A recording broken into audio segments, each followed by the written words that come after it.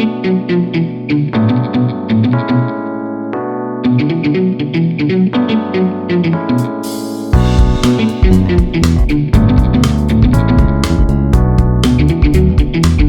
Gelb, Infinity Sports Network, will join us here momentarily on 365 Sports. And Zach, of course, national broadcast talk show host and loves college football. Absolutely loves college football. We'll have Zach here momentarily. And I saw a little note that he had about the Chiefs acquiring DeAndre Hopkins, and he said, shame on anybody else that has hopes of being a Super Bowl team that they allowed that trade to occur without getting involved. Well, it's frustrating, and Zach, I know, is ready for us now. Okay, good. Yeah, he's in the Thunderdome, so to speak. As a Cowboys fan, I watch it and I see Amari Cooper getting traded, and I see DeAndre Hopkins and all this. And what league does Jerry Jones think that he's in compared to the friggin' Chiefs who still go out and improve their team, even though Patrick Mahomes needs DeAndre Hopkins way less than Dak Prescott needs the help? Yeah, 100% right. The thing is, Jerry Jones doesn't care about actually winning on the field anymore. He evaluates a successful season based off how much drama he could stir up. So I don't even when I said that, I was like, shame on the other 30 teams. I'm talking about contenders. Let's be real. The Cowboys are contenders. So the all-in comments were a bunch of bull crap, but this is a football team right now. The Cowboys, it's not crazy. Now we'll see if the kicker's going to be there. He's like on he's on jury duty now. Yeah. Brandon Aubrey. I was just reading that before I got on, but in a weird way, I kind of think the Cowboys are alive to win this game this weekend up against the Niners just because of how banged up San Francisco is. Man, and with Debo possibly out, I don't know if they've made that decision yet, and obviously losing Ayuk the week before. It would be – I've said this many times, and there's historical reasons. Cowboys, when they are against the wall, they went to Pittsburgh and found a way to win the game. Then Pittsburgh switches to Russell Wilson and probably would have won that game if he would have played quarterback. Zach, Georgia, Texas, so much that went on the field, and then obviously there was the disruption and all that, but just your thoughts how Georgia came out, and it was almost as if Kirby had put red meat outside of their cage. What Alabama did to Georgia in that first half is what Georgia did to Texas. That was the statement. Okay, people are doubting us. People are saying maybe we've fallen off. No. We're going to come on out and we're going to smoke you. And then eventually the team that you're playing is a good football team, so they're going to punch back. The DPI call, it should have not been called, but once you do call it, and then you have the fans throw all the bottles and the trash onto the field, even though the call ended up being right, the process and how it got right was absolutely atrocious. And now Kirby Smart's right. If you are a home fan and you don't get a call that you like, throw trash on the field. Maybe they'll overturn the call. But Georgia and Oregon, what we are seeing now, they are the two best teams in college football. Heck, if we still had 4 teams in the playoff, now we get 12. I don't even know who we pick for 4 teams. Like, there's just not a lot of great teams this year. But what we've seen so far, the 2 teams I'm most confident with are Georgia and Oregon. On the flip side of that, Texas, you got to show up in that game, and then you take out Quinn Ewers because you want Arch's mobility, and then you quickly pull Arch, you put Quinn Ewers in. That just looked like Texas not showing up in a big spot. We were talking about how fun this season has been. I know we can kind of be prisoners of the moment, Zach, but college football does seem like it's always crazy, but it's been a particularly extra level of crazy this year. Are we just prisoners of the moment, or do you think there is something to that, and what would you attribute that to? Here's some of the reasons we came up with. There's the realignment that's making for bigger matchups like a Georgia-Texas. There's no Nick Saban, which just makes it more interesting at the very top. And then there's obviously the expanded playoff. What do you think about, is this more of an exciting year, and if so, why? I think more people are going to say, hey, it's because of the playoff and we all have a chance. But I think what you said first is 100% right. It is, with all the alignment changes, we are now getting these big-time matchups, and the scheduling this year is working out in our favor. And I hope we see some big non-conference matchups and continue that moving forward, because you could afford to drop a game now and still make the college football playoff. But I don't care if people want to say it's a prisoner of the moment. Like, you guys know me. I love the NFL. I love college football. Give me football any day of the week. I'm all in. But I did say this on my show yesterday. I think I'm starting to love college football or enjoy college football more than the NFL. Like, college football on Saturdays this year, it has been awesome each and every weekend. Even the weekend when it's supposed to be terrible, you had Vanderbilt beating Alabama. You had like 7 things go on that weekend. In college, in the NFL, there's a lot of like sloppy, pedestrian, ugly football these days. One of the things about watching the NFL, and I have the games up as soon as you get to noon or whatever, noon central. And I have the YouTube TV, so there's that game where you can get like 3 or 4 at a time. No, yeah, you're a multicast guy now. Yeah, exactly. And then I have the screen in front of me where my desk is here where I live. And I just see too many flags. Yeah. I just there's everything's a penalty. It's like they've overruled or officiating the game. In college football, there's too many delays because of replay, and it seemed like that game with Georgia, Texas had a bunch. But in the NFL, it just seemed like there's no rhythm. Maybe when they get down in October or late November, et cetera, it changes. But I don't feel like there is any kind of rhythm. You bring up a great point, because I was at that Jet-Bills game, and there was a flag for people just breathing in that game. It was terrible. But in college, even though they don't have a preseason, they train pretty much all throughout the year. Mm-hmm. So you get a crisper product, or it takes not that long to get to the crisp product. Now you can't do so many things in the CBA where the preseason's irrelevant. Training camp is nowhere close to what it used to be. If you said a 2-a-day now, you get locked up and charged with football war crimes now. So I think because there's more of a build up to the season and there's more training in the season in college, maybe that's why you get a better product. Because a lot of these flags, like, you could always find the flag that you don't like, but a lot of these penalties are legit, and it's because the guys just aren't in game shape right now. That's a good point. It's not that the officials are flag happy. It's the way the league runs it. But also, there's a lot of sloppy play. I totally agree with you.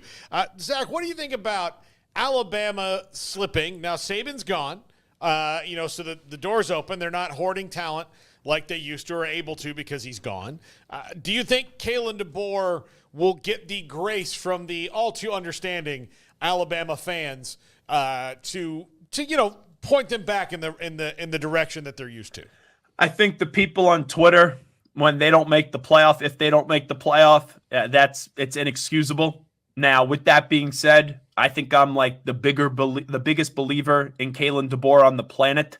I do think he's going to have success there. I do think he's going to win a national championship there. But to beat Georgia, then you lose to Vanderbilt, bad performance even in a win up against South Carolina, and they should have been up by more at halftime up against Tennessee, and it came back to bite them in the you-know-what in the second half. You missed the playoff now in a 12-team format. I don't think that grace period is really going to be there. Now, let's be clear. They're not moving on from him. They're not firing him. They'd be the biggest dopes on the planet to do so. But that fan base, if you would have missed a 14 playoff, but you finished like 7th in the country, I think they would understand. You finished like 14, 15, 16th in the country, you missed a 12-team playoff, that's going to be inexcusable, and understandably so, for the Alabama fan. And I had Alabama in the Natty this year, losing to Georgia. But what has happened the last 3 weeks, man, I did not see this one coming. Boise State, UNLV, I don't think that, many people would be able to, if you just picked a college football out, necessarily be able to riff on this game like they could, maybe bigger brands, but there's very interesting storylines here, not only because both are vying for that coveted G5 spot, but you got a running back on Boise's side who's trying to become this unlikely Heisman, and you've got this amazing story with UNLV where they had a quarterback decide he's going to bolt at the beginning of the year, and the guy who's replaced him is actually better. Zach, what interest level do you have at all in this G5 showdown between Boise State and UNLV? So I don't know if you guys could guess this, but the 3 games this weekend that I'm most interested in, I just talked about this before I got on. Boise State and UNLV is definitely one of them. I think you could get the other one. The third one, though, there's no shot you're going to get it. Do you have any idea the other 2 games that I'm most excited for this weekend? A&M LSU? That's 100% the one that I knew you guys were going to get. I don't think you'll get the next one. Nebraska, Ohio State. No. Oh, my God. As much as we love our guy, Matt Rule, if they got blown out. No, we still do love Matt, but geez, they got smoked by Indiana, and they didn't even have their quarterback for the second half, Indiana, but Cignetti has everything rolling there. Notre Dame Navy. Nope, not Notre Dame Navy. Okay. You want me to give it to you? Yeah, go ahead. Thursday night, Syracuse Pitt.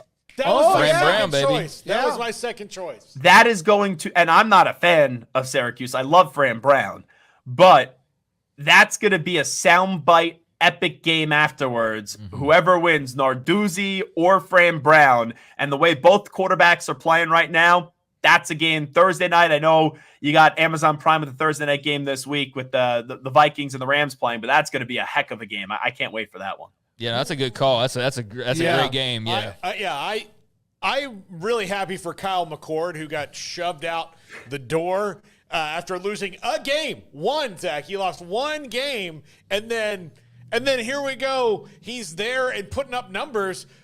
And they also changed the offensive coordinator. It seemed like a stupid thing at the time to me. I'm thrilled for him at Syracuse. Yeah, so I knew that Kyle McCord last year. I just said he's not going to beat Michigan. I just didn't see it. Even when they won that game up against Notre Dame, remember, Notre Dame had too many men on the field, and they dropped an interception as well. So I just didn't think he was a big game quarterback. But just because you're not good enough or great enough for Ohio State doesn't mean that you shouldn't be going somewhere better than what you would think is Syracuse. So that's been a good match this year, and he's playing well. Yeah, you're right. It's a feel-good story. It's tough not to root for him. When you were watching what Rule did at Temple, Fran Brown, of course, has been on his staff. He was at the staff at Baylor, now at Syracuse. Did you see head coaching material in him? I'll be honest. I thought Fran Brown was a really good assistant, and I thought he had to grow up a lot to be a head coach. And when Syracuse hired him, that was a really good spot for him. And to bring over his pal, one of his good friends, Elijah Robinson, I know Fran well. I'm very happy to see his success, because there were times when, the Temple job was open and he's like, oh, why is it my name on your list of guys? And I was just a little concerned about Fran. But to see what has happened the last 3-4 years, Fran Brown definitely became someone that when Syracuse made the hire, I'm like, man, he has really grown up like we all do, right? And that's someone that, I think understood more the coaching side of it and found a way. And I love his emotion. One of my favorite people to talk to, when he left to go to Baylor, he told me that decision to leave Temple, he cried more, just as much as that day when his mom passed away. I'll never forget that conversation when we had, and he said he wanted to be the head coach there one day. So it's, disappointing for my school. They couldn't get their act together and actually hire him the last time around. I don't know what they were doing. But Fran Brown has taken he was always a good guy and a good coach, but I thought there was a little bit of maturing before becoming a head coach, and he clearly has done that. All right, let's go back to what we brought up. Our friend Matt Rule, Nebraska, they have Ohio State. They're about to lose back-to-back games. Let's be honest. They had no chance in that game with Indiana. I know they had a fumble inside about the 15 or so. That was dominant. That was impressive. Kurt Cignetti, what he's done everywhere he's been, like he says, Google his name. Yeah, he wins. Indiana is really good on both sides of the football and a feel-good story, Zach. And you look at their schedule the rest of the way. I know their quarterback's out this week against Washington. We'll see if he's back after that. The reporting indicates he will be so after the surgery, so a quick fix. I think that culture is going to win out. And I would have never said this last week. I would have never said this, even thought of it. You'd think I would be on like drugs or something before the start of the season. They should only lose one game, and that's the game to Ohio State. And a one-loss Indiana team, that should be a playoff team. And who would have ever thought we would have been saying that? Yeah, and we don't, and that's the thing. Don't look at the name of the school, look at the resume. And they're explosive enough to be dangerous, no matter who they're playing. I would think, Ohio State's going to have too much for them. But, I mean, this Cignetti looks like when he's up 42-7, he's got this look like he's trying to figure out, how can I, fly to the moon or some crazy invention. He's just an assassin-type look. You know who he reminds me of? He reminds me a little bit like Dan Campbell. When Dan Campbell took over the Lions, came in talking a big game, people are like, who the bleep is this guy, and why are you talking this big game? You got to, in order to change a program like that. You got to have this little bit crazy football side of you where you're just so passionate about what you do and some people think you're crazy. And it's obviously worked for Dan Campbell, and it's working so far for Cignetti over at Indiana. Okay, A&M LSU was the one you were second most excited for. Do the Aggies have enough to get over on LSU? They do not normally do well. In fact, they are 0-8 against LSU when both teams are ranked all time. I will flip-flop on this game about 100 more times before I have to make a prediction on Friday.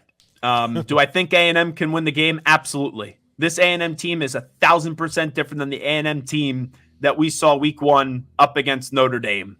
What Elko has done this quickly, all the credit to him. I just think this game means so much to Brian Kelly. Like, say what you want about Brian Kelly. He's a damn good football coach. He says some weird things. He's cringeworthy at times. You know, he the whole accent, but this is a big one for LSU, for the LSU family. All right. It's a big one. Right now, if you maybe pick today, I would go LSU, but I will probably change that 3,000 times. I am flipping back and forth on this game already through the week. And they've gotten better. It's like early in the year, you kind of wondered USC, who they were. Yeah, they lost to USC, and of course, we've seen what's happened to USC after they lost to Maryland. Yeah, what an overrated coach, by the way, Lincoln Riley. I've been on that train for years. Good coach. People think he invented football and he's the greatest coach ever. He's never won a playoff game. People forget that. Can he and Oklahoma reunite already? They both desperately need it at this point. Oh, yeah, and Venables stinks too. You know, he should go back and be Dabo's a defensive coordinator. Whoever Venables' agent is, a genius. He got a 6-year extension in this summer. Genius. Yep, absolutely. Zach, great talking to you, man. Good to see you. Have a great week. Good luck with all the shows you have, and enjoy the weekend, sir. You got it. You guys as well. Thank you. Zach Gelb, Infinity Sports Network, with us on a bunch of anything football. We appreciate him being a part of the show.